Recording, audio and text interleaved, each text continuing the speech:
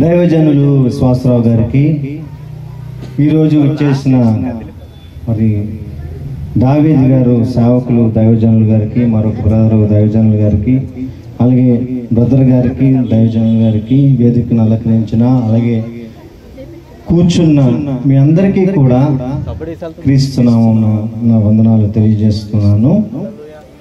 అందరూ బాగున్నారా? అందరూ బాగున్నారా? అందరూ బాగున్నారా? వినబడుతుందా మాట?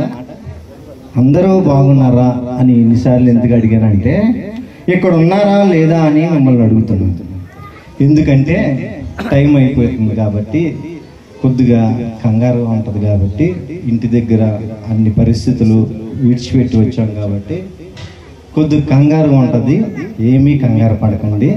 టైంకి ఇంటికి మీరు పడుకున్న పడకలకి వెళ్ళే టైంకే వెళ్ళిపోదురు. కానీ బాగున్నారా? ప్రసంగి గ్రంథము 1వ అధ్యాయము 2వ వచనాన్ని చూసుకుందాం. త్వరగా చదివే వాళ్ళు నాకు అందిస్తే కొద్దిగా తొందరగా ముగించడానికి అవకాశం ఉంటుంది. నేను చదివమన్నప్పుడు చదవండి. ప్రసంగి గ్రంథం 1వ అధ్యాయము 2వ వచనం. వ్యర్థము వ్యర్థమని ప్రసంగి చెప్పుచున్నాడు, వ్యర్థము వ్యర్థము, సమస్తము వ్యర్థమే. చాలు చిన్న ప్రార్థన చేసుకుందాం. స్తోత్రం స్తోత్రం స్తోత్రం స్తోత్రం స్తోత్రం స్తోత్రం స్తోత్రం స్తోత్రం. పరిశుద్ధుడా, పరమ తండ్రి, ప్రేమ కలిగిన వాడా, నీకు వందనాలు దేవా. ఈ దీనుని నిలబెట్టినందుకే మీకు స్తుతులు స్తోత్రాలు చెల్లిస్తున్నాం తండ్రి. అల్పుణ్ణి, అయోగ్యుణ్ణి దేవా, నా స్వరము మరుగు చేసి నీ ఆత్మ ద్వారా మాట్లాడమని బతిమాలు కొనుచున్నాను తండ్రి. దేవా, సహాయం చేయండి. నీ ఆత్మ సహాయం ఇచ్చి ప్రభా, ఎవరితో మాట్లాడదలిచావో వారందరితో తేటగా మాట్లాడమని, నడిపించమని ఈ ప్రార్థన యేసయ్య అతి పరిశుద్ధ నామమున అడిగి వేడుకుంటున్నాం తండ్రి. ఆమేన్. చదువుకున్నాం కదా, వ్యర్థము వ్యర్థము వ్యర్థము, భూమి కింద ఉన్న సమస్తము వ్యర్థము. ఇది వైరాగ్యంతో మాట్లాడుతున్న మాటగా మనకి కనిపిస్తూ ఉంటుంది చాలా మందికి. వ్యర్థము వ్యర్థము వ్యర్థము, భూమి మీద సమస్తము వ్యర్థము. ఈ మాటలు ఎప్పుడు వస్తాయంటే, మనకి అవి పనికి రాకుండా పోయినప్పుడు, ఒక ప్రేమించిన అబ్బాయి ప్రేమించిన అమ్మాయి దొరకలేదనుకోండి, వాడు ఇంకెక్కడికి వెళ్ళిపోతాడు?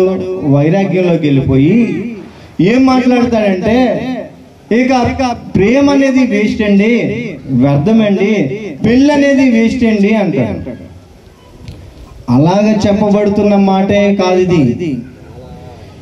ఈ మాటని జాగ్రత్తగా మనం పరిశీలిస్తే, జాగ్రత్తగా మనం చూస్తే, వ్యర్థము వ్యర్థము వ్యర్థము, భూమి మీద ఉన్నవన్నీ సమస్తము వ్యర్థమే. ఒకసారి ఆలోచిద్దాం, భూమి మీద ఉన్నవన్నీ వ్యర్థమా? ఈ మైక్ ఉంది, ఒక మాట అంత దూరానికి వినిపించాలి అంటే ఏది తీసుకెళ్తుంది? నేను మాట్లాడుతుండగా ఈ మైక్ ద్వారా, ఈ వైర్ ద్వారా, ఈ బాక్స్ ద్వారా వెళ్తున్నాయి.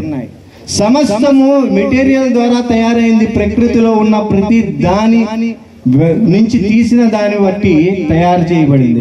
సృష్టిలో ఉన్న చెట్లు గాని, జంతువులు గాని అన్ని కూడా, ఏది కూడా వ్యర్థము కాదు. ఎందుకంటే ఆదికాండము 1వ అధ్యాయము 31వ వచనంలో చూసుకున్నట్లయితే, దేవుడు సమస్తమును చేసిన తర్వాత అది అంత మంచిదే అన్నాడు.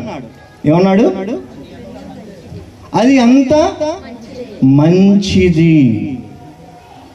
భూమి మీద ఉన్న ప్రతిదీ కూడా మంచిదే, అది ఉపయోగపడుతుంది. ప్రతిదీ కూడా, ప్రతి వస్తువు కూడా ఉపయోగపడింది. ఏమనుందా?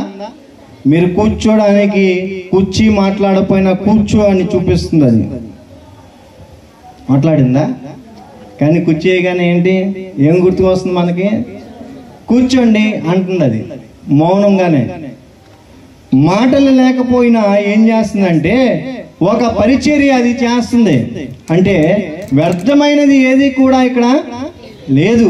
మరి ప్రసంగి ఎందుకు వ్యర్థము వ్యర్థము వ్యర్థము భూమి మీద ఉన్న సమస్తము వ్యర్థం అంటున్నాడు అంటే, ఈ జీవితము కానీ జీవితంలో ఉన్న ఏ జ్ఞానము కానీ ఏ ఆస్తి కానీ చివరికి వ్యర్థము ఎప్పుడైపోద్ది అంటే, అది నువ్వు సరిగ్గా వాడలేనప్పుడు. ఇది ఎందుకు చెబుతున్నాడంటే, ఈ ప్రకృతిని అనుభవిస్తూ ఈ 60-70 ఏళ్ళ జీవితాన్ని మనం అనుభవిస్తున్నాం లేదా? ప్రకృతిని చక్కగా అనుభవిస్తున్నాం లేదా? ప్రతిదాన్ని ఆనందిస్తున్నామా లేదా? కానీ ఆనందిస్తున్నాం, కానీ ఈ ప్రకృతితో పరమాత్ముని చేరుకునే మార్గాన్ని వెతకట్లేదు. అది దేవుణ్ణి తెలుసుకోలేకపోతే, దేవుణ్ణి అర్థం చేసుకోలేకపోతే ఇవన్నీ కూడా వ్యర్థమైపోతాయని అర్థము. ఇది వ్యర్థము అంటే వస్తువులు వ్యర్థం అని కాదు. ఇవి ఉన్నా కానీ నీ జీవితం బాగు చేసుకోకపోతే వ్యర్థం. ఒకడికి యాక్సిడెంట్ అయింది అనుకోండి, ఇద్దరు వెళ్తున్నప్పుడు ఒకడికి యాక్సిడెంట్ అయిపోయింది, బాగా సీరియస్గా ఉంది. ఆ సీరియస్గా ఉన్న మనిషి అర్జెంటుగా అరగంటలో హాస్పిటల్కి అడ్మిట్ చేస్తే బ్రతుకుతాడు, లేకపోతే బ్రతకడం. ఇప్పుడు అక్కడ సరైన వాహనాలు రావట్లేదు. ఇప్పుడు ఏం చేయాలి? ఈ మనిషి ఇంకో పక్కన ఉన్న వ్యక్తి ఏం చేయాలి? ఏంటమ్మా ఏం చేయాలి చెప్పండి. నేను ప్రశ్నలు అడుగుతుంటాను మధ్య మధ్యలో, ఎందుకంటే బాగున్నారో లేదో తెలియాలి నాకు. అంటే ఇక్కడ ఉన్నారో లేదో తెలియాలి. ఏం చేస్తారు? ఏం చేయాలి? ఒక అరగంటలో తీసుకువెళ్ళాలి. అరగంటలో తీసుకువెళ్ళాలి అంటే మనకు అందుబాటులో ఉన్నది ఏంటి? ఆయన దగ్గర ఏం వెహికల్ లేదు, ఒక ఫోన్ ఉంది. ఏం చేయాలి ఇప్పుడు? 108 కొడితే అదే కుయ్యం కుయ్యం అనుకొని వస్తుంది, అదే హార్న్ వేసుకొని వెళ్ళిపోద్ది, సైడ్ ఇచ్చేస్తారు అందరూ. మనకైతే సైడ్ ఎవరు ఒకరు. అది ఫెసిలిటీ ఉన్నా సరే వినియోగించుకోలేదు అనుకోండి, ఏమవుతుంది అప్పుడు? అది ఉన్నా సరే వ్యర్థం. అది దాని అర్థం. అది ఉన్న వెహికల్ ఉన్నా సరే, ఆ డ్రైవర్ ఉన్నా సరే, ఆ డ్రైవర్కి జీతం ఇస్తున్నా సరే, దాన్ని వాడుకోవడం నీకు రాకపోతే అవసరానికి అది వ్యర్థమైపోతుంది. ఏమైపోద్ది? వ్యర్థమైపోద్ది. ఎందుకు? అది వాడుకోలేదు, సరిగ్గా వాడుకోవడం నీకు రాలేదు. ప్రకృతిలో ఉన్న ప్రతీది కూడా మనకు ఉపయోగపడుతుంది. ప్రతీది కూడా, ఏది కూడా అనవసరం అనేది అనుకుంటాం, కానీ మన వైరాగ్యంతో మాట్లాడుతున్న మాటేది. ఎందుకంటే మనకి కొన్ని బాధ కలిగించేవి తటాస్థించినప్పుడు, అవి వచ్చినప్పుడు ఏం చేస్తాం అంటే, ఇదంతా పనికిరాదురా, ఇంకా వేస్ట్రా అంటాం. ఇంకా ఎందుకు ఇదంతా, నేను ఎక్కడికో వెళ్ళిపోతాను అంటాం. ఎక్కడికి వెళ్ళిపోతే ఇక్కడ ఎవరో పని చేస్తారు బాబు? దేనికి దేవుడు నిన్ను పుట్టించాడు? నిన్ను పుట్టించిన దేవుడు నీ జీవితం వ్యర్థంగా అయిపోవాలని పుట్టించలేదు. నీ జీవితము ద్వారా దేవుణ్ణి మహిమ తీసుకురావాలని ప్రతి ఒక్కరిని, ఇక్కడ ఉన్న ప్రతి ఒక్కరు నాతో పాటుగా అందరినీ కూడా, ఏ ఒక్కరు వ్యర్థపడిపోయే మనిషి కాదు. అనుకుంటామని నేను వ్యర్థుణ్ణి అనుకోకండి. మీరందరూ దేవుని యొక్క పిల్లలు. అది వాడుకోపోవడం వల్ల వ్యర్థమైపోద్ది. సృష్టిలో ఉన్నవి వాడుకోపోవడం వల్ల వ్యర్థమైపోద్ది. దేవుణ్ణి తెలుసుకోలేకపోవడం వల్ల వ్యర్థమైపోద్ది. కాబట్టి మనం ఆలోచించాల్సింది ఏంటంటే, వ్యర్థము అంటున్న మాట ఏంటంటే, దేవుడు చేసిన కాలాన్ని, సమయాన్ని, ధనాన్ని, జ్ఞానాన్ని అన్నిటిని మనిషి ఏం చేస్తున్నాడంటే వ్యర్థపరుచుకుంటున్నాడు. చివరికి చేతులు ఎత్తేసి దేవుడు అయ్యంతా వ్యర్థం అంటున్నాడు, వినియోగించుకోవడం రాక. బైబిల్లో కొంతమంది ఉన్నారు, మీకు చూపిస్తాను. వాళ్ళు జీవితాన్ని వాడుకున్నారు. ఏదైతే కొన్ని సమస్తము, ప్రసంగం ఏమంటున్నాడు? సమస్తము వ్యర్థం అన్నాడు. సమస్తం అంటే టైం అయిపోద్ది. ఇప్పుడు సమస్తము చెప్పాలంటే టైం అయిపోద్ది. కాబట్టి 3 విషయాల్ని మనం చూసుకుందాం. అంటే వ్యర్థంగా మనకు కనిపించేవి వ్యర్థంగా కనిపించే 3 విషయాలను చూసుకుందాం. వ్యర్థంగా ఏం కనిపిస్తుంది? వ్యర్థంగా 1 సౌందర్యం, 2 ధనం, 3 శరీరం. అర్థమవుతుందా? మొదటిది సౌందర్యం. వ్యర్థంగా మనకు కనిపించేది. ఎందుకంటే ఒక అందగాడు ఉన్నాడు అనుకోండి, శోభన్ బాబు లాంటి వాడు. వాడిని చూసి అందరూ మిగతా వాళ్ళు ఏమంటారు? సోగ్గాడు రా నువ్వు, సోపు రాస్తూ ఉంటాడు. అలా సోపు రాసే వాళ్ళ మాటలు వినక్కండి, అయిపోగలరు.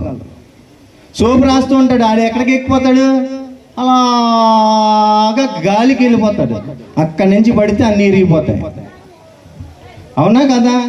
సోపు వేయగానే ఏమనుకుంటాడంటే, అలాంటి వాడు ఏం చేస్తాడు? అలాంటి వాడు సోకు మీద, అందం మీద అలాగ అందం ఉంది, మంచి అందగాడు, సూపర్ అందగాడు. కానీ ఇప్పుడు సూపర్ అందగారికి వయసు వచ్చింది. వయసు వచ్చిన తర్వాత ఏం చేయాలమ్మా? ఏం చేయాలి చెప్పండి? నాకు సమాధానం ఇవ్వాలి. పెళ్లి చేయాలి. ఇప్పుడు పెళ్లి చేయాలంటే పిల్లల్ని వెతకాలి కదా. నాకైనా మీకైనా మన తల్లిదండ్రులు అదే చేశారు, తర్వాత వచ్చే వాళ్ళకైనా అదే చేయాలి. ఏం వింత ఏం కాదు, ఇది ఎవరికి జరగంది కాదు, అందరికీ అలాగే జరుగుతారు. కాబట్టి వెళ్తారు. వెళ్ళినప్పుడు ఏమంటారు? మీరు సూపర్ అండి, కుర్రోడు శోభన్ బాబులో ఉన్నాడు, ఫ్రీగా ఏమి చేసేసుకుంటామండి, ఏం మాట్లాడకుండా, రేపే పెళ్లి పెట్టేసుకుందాం ముహూర్తం అంటారా? ముందు ఏమంటారు? చెప్పండి. బాబు ఏం చేస్తాడు? 3 పూట్ల భోజనం చేసి పడుకుంటాడంటే కుదరదు. 3 పూట్ల తినేసి పడుకుంటాడండి. బండి కొనేసి ఇచ్చాం, పల్సర్ బైకు, లేకపోతే ఏ కొత్త బైకులు వచ్చేస్తున్నాయి కదా, అవన్నీ ఏదో రోజుకొకడు వాడుతూ ఉంటాడండి, షికారు చేసి వస్తూ ఉంటాడు. సోగ్గాడులు అందరితో పాటు ఇతను కూడా ఒక సోగ్గాడిగా తిరుగుతూ ఉంటాడండి. అంటే అవ్వదు. ఇక్కడ సోకులతో పనికిరాదు బాబు, ఈ అందం పనికిరాదు. నువ్వు ఏం చేస్తున్నావు? మా అమ్మాయిని ఎలా పోషిస్తావు అని అడుగుతారు లేదా? మీరు పంపిస్తే నేను పోషిస్తాను అనకండి. మీరు 20,000 30,000 పంపించండి అత్తగారు, నేను పోషిస్తాను అనేవాళ్ళు కూడా ఉంటారు కొందరు. అలా కుదరదు. పెళ్లి చేసుకున్న తర్వాత సౌందర్యం ఏమవుతుంది? అప్పుడు ఆ సౌందర్యంతో ఏదైనా నువ్వు పెంచగలవా? ₹1 తీసుకురాగలవా? ఏమైంది నీకు? అది వ్యర్థం. అందుకే మనం ఏమనుకుంటాం అంటే ఈ సౌందర్యం వ్యర్థం అనుకుంటాం. కానీ అదే సౌందర్యముతో ఒక ఆమె దేవుని యొక్క ప్రజల్ని రక్షించింది.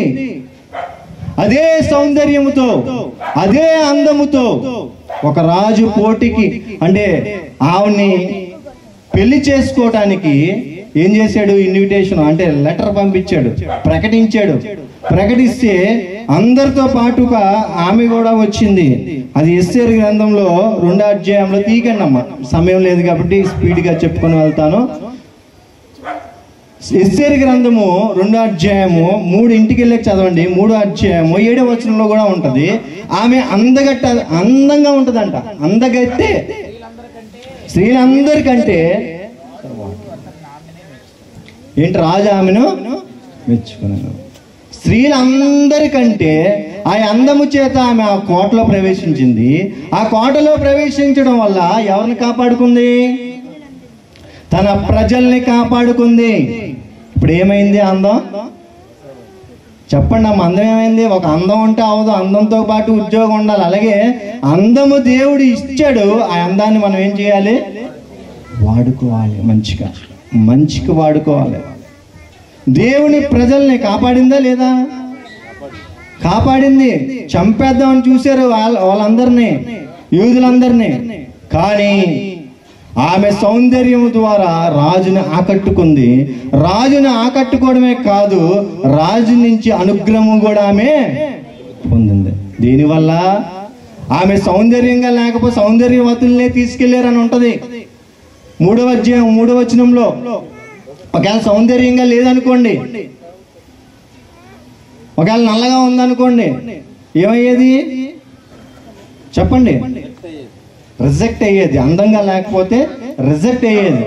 కానీ ఆ అందం వల్ల ఏమైంది? ఆవిడ ఆ కోటలోకి ప్రవేశించింది. ఆ కోటలోనికి ప్రవేశించడమే కాదు, ఆమెకు అర్థమైంది, దేవుని ప్రజల్ని నేను రక్షించాను. సౌందర్యం ఏమైంది? వ్యర్థం అనుకుంటున్న సౌందర్యాన్ని ఆమె ఏమిచ్చింది? ఎవరికి ఇచ్చింది? దేవుని ప్రజల కొరకు ఉపయోగించింది. దేవుని ప్రజల కోసం. రెండోది ఏంటి చెప్పండి? రెండోది ఏంటి? రెండోది ఏంటి? ధనం. ధనం వ్యర్థం అంటాం. వ్యర్థమే ధనం, వ్యర్థంగానే కనిపిస్తుంది. ఎందుకు? ఆకలేసింది అనుకోండి, బాగా 1000 కోట్లు ఉండే తినేస్తాము అంటే,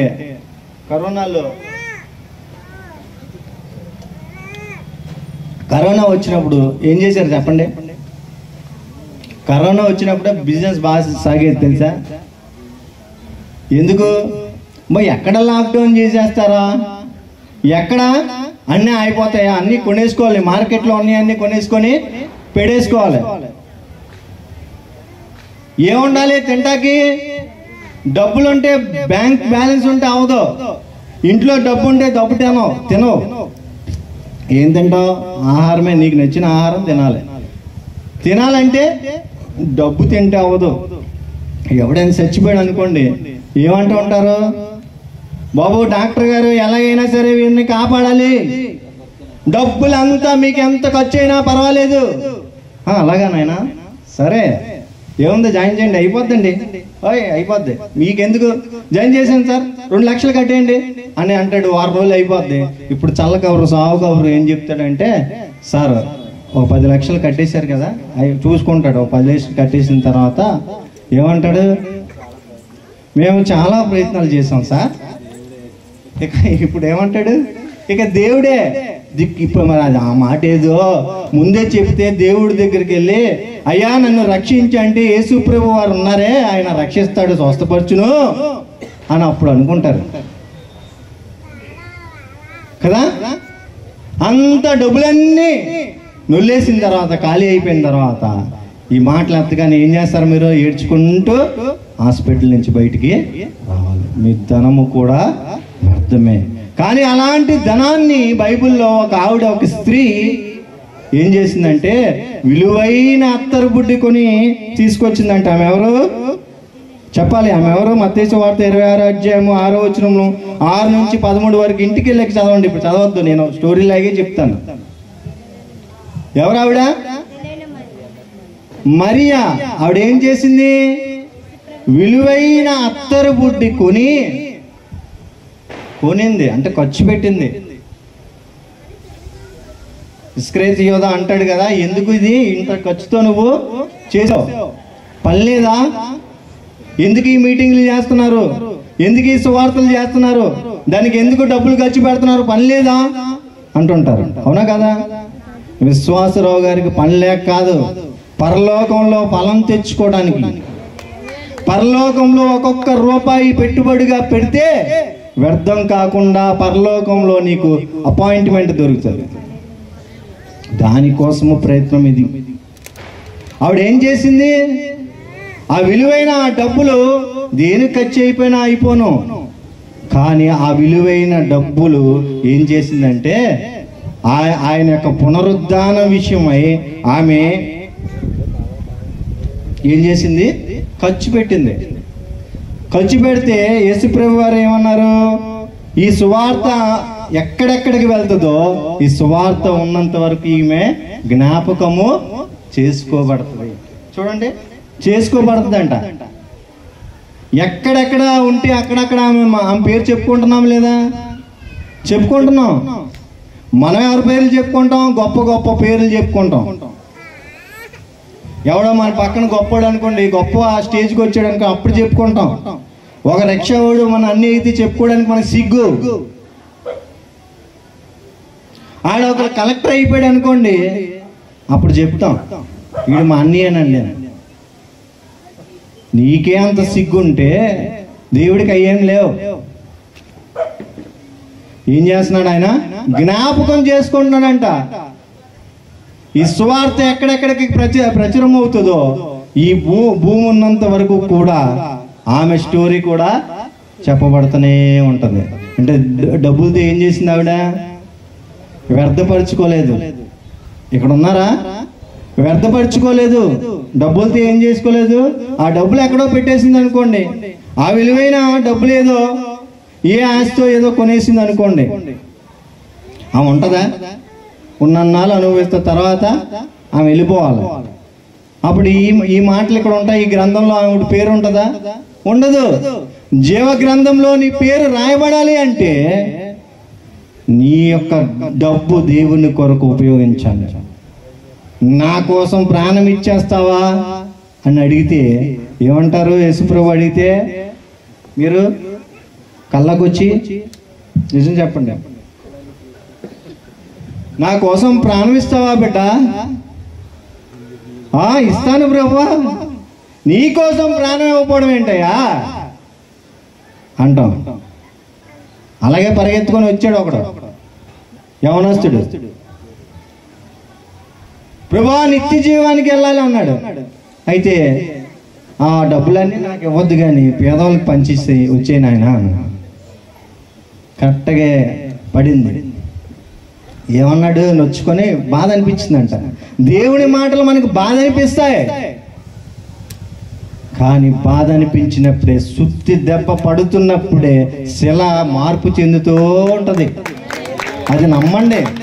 సుత్తి దెబ్బలు పడకుండా సాపుగా సబ్బు రాసేయాలంటే అవదు, సాపుగా వెళ్ళిపోవాలంటే అవదు.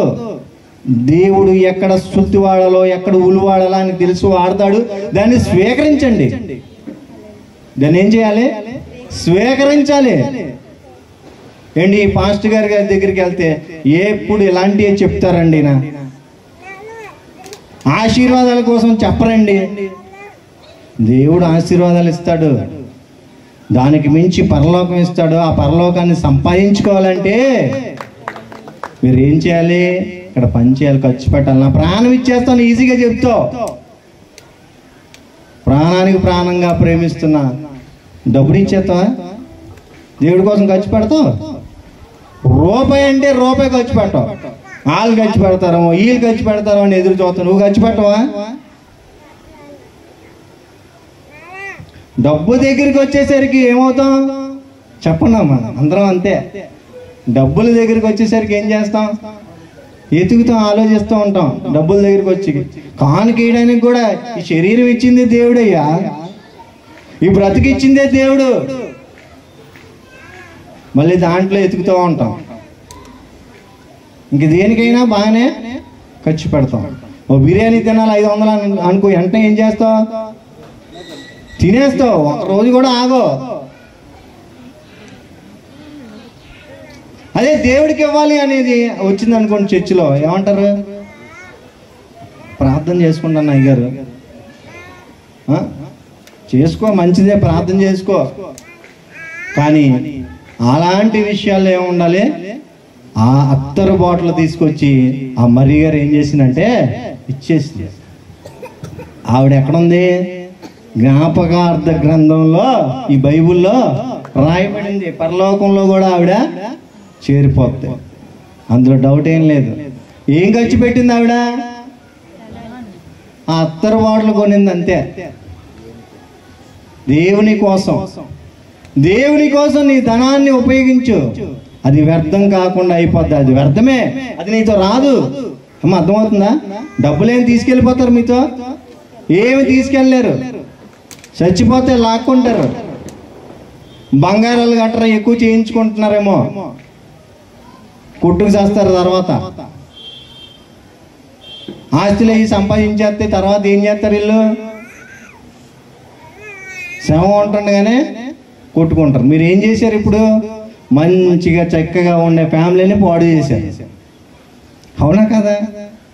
అదే డబ్బు లేకపోతే చూసుకుంటారు చక్కగా. డబ్బులు ఉండడం వల్లే ప్రాబ్లం వస్తుంది. ఆ డబ్బులు ఏదో దేవుడి కోసం ఖర్చు పెట్టండి అయ్యా. దేవుడి కోసం ఖర్చు పెడితే అది వ్యర్థమో కాదు. మనుషుల కోసం ఖర్చు పెడితే అది వ్యర్థమైపోద్దేమో, నిన్ను పట్టించుకోరేమో. కానీ నీ దేవుడు పట్టించుకోకుండా ఉండేవాడు కాదు. నిన్ను పట్టించుకునే దేవుడైనా జీవగ్రంథంలో నీ పేరు రాస్తాడు.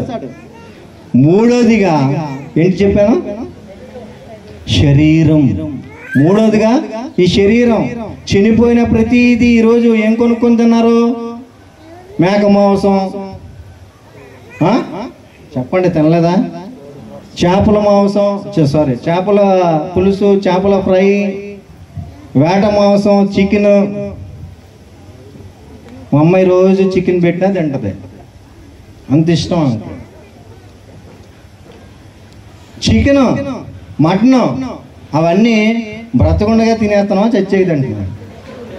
చచ్చిపోయాక బాబు ఎంతమ్మా సార్? నిన్నటి వరకు 200 అండి, ఈరోజు 250. సరే ఇచ్చే. వేట మాంసం దగ్గరికి వెళ్తాం, మొన్నటి వరకు 800, ఈరోజు 1000. ఇచ్చే బాబు. అయ్యో 1000 కదా అన్నాడు, ఆగం 200 కదా, పర్లేదులే బాబు చేసామ్మా, 1/2 కేజీ ఇచ్చే, లేకపోతే కేజీ ఇచ్చే అంటాం లేదా? అమ్మ చెప్పండి అమ్మా, అంటారు లేదా? గ్యారంటీగా అంటాం. చచ్చిపోయిన వాటికి ఏముంది? విలువ ఉంది. చచ్చిపోయిన శరీరానికి ఏముంది? విలువ ఉంది. ఇప్పుడు నేను చచ్చిపోయాను అనుకుందాం, ఇప్పుడు నన్ను ఎవడు కొంటాడో చెప్పండి. ఇప్పుడు బ్రతికి ఉన్నప్పుడు వాసు మోజేస్ గారు కావాలా? అందరికీ వాసు మోజేస్ గారు కావాలండి, ఇది అదండి ఇదండి, రండి ప్రార్థన చేయండి, లేకపోతే ఇదండి, లేకపోతే అంటూ ఉంటారు. ఇక్కడ సడన్గా పడిపోయాను అనుకో, ఏమండి ఎవరు పట్టుకెళ్తారండి తిని? వీళ్ళు తాలూకాలో ఎవరో ఫోన్ నెంబర్ అయితే ఇందులో ఉందా? ఎక్కడో ఎత్తుకుతారో లేదో చెప్పండి అమ్మా. నన్ను ఎవరైనా కొంటారా? రూపాయికి కూడా కొనరు. కానీ ప్రకృతిలో ఉన్న ప్రతిది కూడా శవం అయిపోయినా సరే కొంటారు, ఉపయోగం ఉంది. కానీ ఈ శరీరం ఎవరు కొనరు, ఉపయోగం లేదు. కానీ ఈ శరీరం నీ దేవునికి కావాలి. నీ దేవునికి నువ్వు ఇస్తే అది ఉపయోగపడుతుంది, అది వ్యర్థం అవ్వదు. ఈ శరీరము దేవునికి ఇవ్వాలి. పౌలు భక్తుడు ఈ శరీరాన్ని ఏమంటాడంటే, నేను విడిచిపెట్టి వెళ్ళిపోవాలని ఉంది, ఈ శరీరాన్ని విడిచిపెట్టి వెళ్ళిపోవాలని ఉంది దేవా, అయినా సరే పని చేయడానికి ఈ శరీరం ఒక సాధనమై ఉన్నది అంటాడు.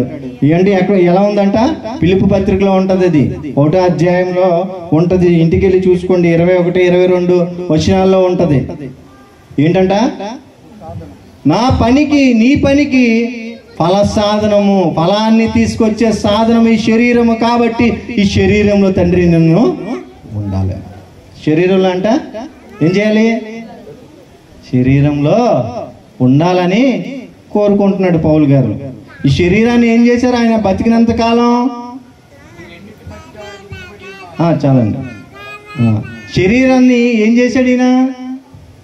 మనలాగా షికారులకి అక్కడికి ఇక్కడికి తిరగలేదు. ఆయన శరీరంలో బలహీనత ఉన్న ప్రభువు ఇచ్చిన బలముతో ఏం చేశాడమ్మా? ఆఖరి వరకు తన పరుగునే తొడముట్టించాడంట.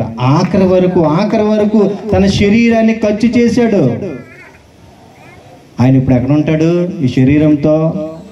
ఈ శరీరాన్ని దేవునికి ఇచ్చాడు కాబట్టి ఆ శరీరం ఏం తీసుకొచ్చింది?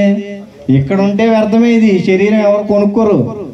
కానీ ఈ శరీరాన్ని ప్రభువుకి ఇచ్చేస్తే, ఎందరెందరికో ఈ శరీరాన్ని ఇచ్చేసావు, కానీ ప్రభువుకి ఇస్తే ఏమవుతుంది? పరలోకం వస్తుంది ప్రభువుకి ఇస్తే. అంటే 3, ఒకటి సౌందర్యం, ఒకటి ధనము, ఒకటి శరీరం.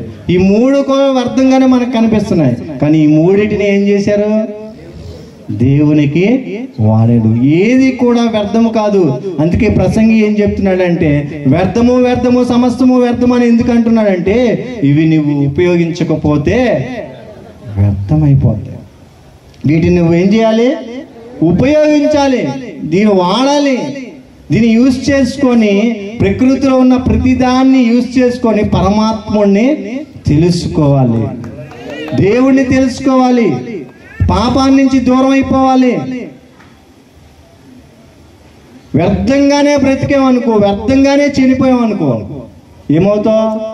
ఈరోజు మనిషిని చూస్తే మనిషి ఎక్కడున్నాడయ్యా అంటే, ఎందుకు ఈ మీటింగ్స్ మేము చెప్పాలి? ఎందుకు పని లేక కాదు. ఓన్లీ ఇది చాలా మంది ఏమనుకుంటారంటే, ఇది క్రైస్తవుల మీటింగ్ అండి, మాకు కాదు అంటారు. ఇది అందరికీ మా అర్థమవుతుందా? గాలి ఎవరికి? నాకా? గాలి ఎవరికి?